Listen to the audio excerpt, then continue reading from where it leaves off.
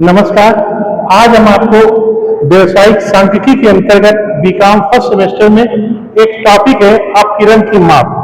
इसके अंतर्गत हम बताएंगे आपको रेंज। आज इस रेंज में आपको बताएंगे रेंज कैसे निकाली जाएगी और कोफिशिएंट ऑफ रेंज कैसे निकालेंगे। आइए एक क्वेश्चन के माध्यम से हम आपको बताने का प्रयास करते हैं। जैसे इसमें क्वेश्चन दिया गया है, निम्न समंकों से विस्तार तथा गुणांक ज्ञात करो। तो हमें क्वेश्चन में ये देखना होगा कि क्वेश्चन हमसे निकालने के लिए क्या कह रहा है। तो क्वेश्चन हमसे दो चीजें कह रहा है, एक रेंज निकालने के लिए कह रहा है, दूसरा कोफिशिएंट ऑफ रेंज निकालने के लिए कह रहा है। ठीक है, अब ये क्वेश्चन क्या है, 40, 41, 42, 43, 44, 45 और 46 ये हमारा क्वेश्चन है। तो हम ये देखेंगे, इसमें तीन तरह की सीरीज होती है, एक इंडिविजुअल सीरीज, एक डिस्क्रीट सीरीज और एक कंटीन्यूअस सीरीज। सबसे पहले हम ये देखेंगे ये सीरीज कौन सी है। जैसे इसमें हमने देखा है, इसमें 40 लिखा है, इसमें 41 लिखा है, इसमें 42 है, 43 है, 44 है, 45 है, 46 है। तो इस तरह की जो सीरीज होती है वो हम इनको इंडिविजुअल सीरीज कहते हैं, क्योंकि ये डाटा दिए गए हैं या इनको हम हिंदी में कहेंगे संबंध दिए गए हैं।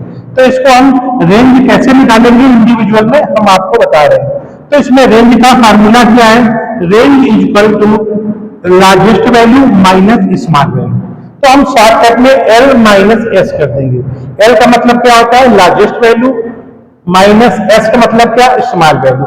इसमें हम लार्जेस्ट वैल्यू और स्मॉल वैल्यू का हम डिफरेंस मीन्स अंतर ज्ञात करते हैं।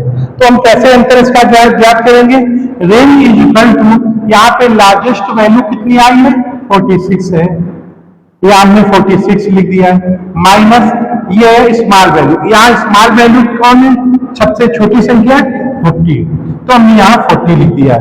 तो जब हम 46 से माइनस 40 लेस करेंगे तो हमारा कितना निकल के आएगा, 6 निकल के आएगा। तो ये हमारा क्या निकल के आ गया, ये रेंज निकल के आ गया। ठीक है बच्चों। अब इसमें दूसरा क्वेश्चन क्या पूछा गया है, कोफिशिएंट।